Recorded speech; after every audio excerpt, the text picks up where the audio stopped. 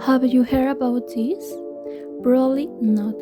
There is an issue that is rarely talked about despite the great damage it causes to the planet. Here, I'm going to tell you a little bit about single use products and how these wastes end up in the ocean.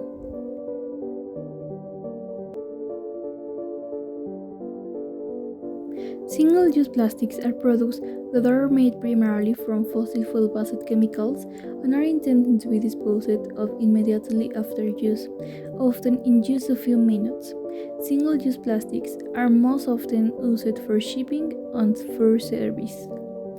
Some of these products are bottles, straws, six-piece rings, etc.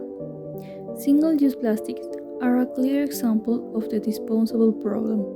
Instead of investing in durable quality goods, we often prioritize convenience over durability and consideration of long-term impacts. Our dependence on these plastics means that we accumulated waste very quickly.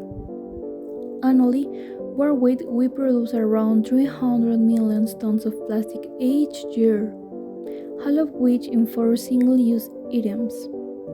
That's almost equivalent to the weight of entire human population. Plastics dumped on the street are washed away by rain or travel through storms drains into the rivers and streams. When we dispose of them, they can end up in a landfill, being incinerated or recycled. However, due to the action of wind and rain, these wastes can also reach to the sea, and even when we throw them away, they can end up abandoned due to the action of storms, wind or rain, or simply because they have not been disposed of correctly. They can find their way into rivers or other waterways and even to the sewage system in urban areas. The pollution caused by plastic in our waterways is particularly concentrated. Just 10 rivers carry 93% of the total amount of the world's plastic that enters the ocean via rivers each year. At the end of the day, this waste flows into our ocean, where the waste becomes marine debris.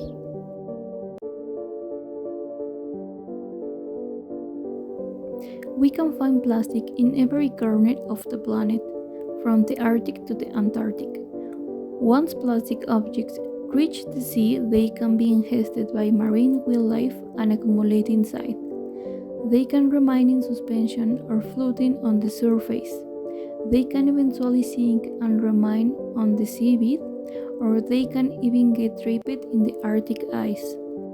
Alarmingly, science estimates that there will be more plastic than fish in the ocean by weight by 2050. Not only is plastic estimated to kill millions of marine animals and birds each year, but it also contaminates the seafood that humans have relied on for millennia, particularly with microplastic in the animals' intestines. It is difficult to estimate the time it takes for plastic to biodegrade in the ocean, but it is considered to be much slower than on land. Once plastic is buried, enters the water column, or is carried by organic or inorganic matter. It is less exposed to sunlight and debris to decrease, slowing its degradation.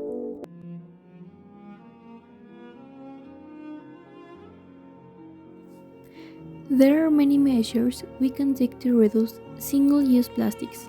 I will give you some examples. Switch from plastic bags to reusable ones. Do not buy a water bottles. It's better to buy a reusable one and refill it, as well as drinking tap water and not buying it. Don't use plastic cups, plates, and cutlery when eating out. Take your own, and when you order food, ask for it without extra plastic. Avoid any kind of extra wrapping and plastic when buying any product. And finally, Remember to always make responsibly purchase, as well as to separate plastic so that they don't end up on an line of garbage in the ocean.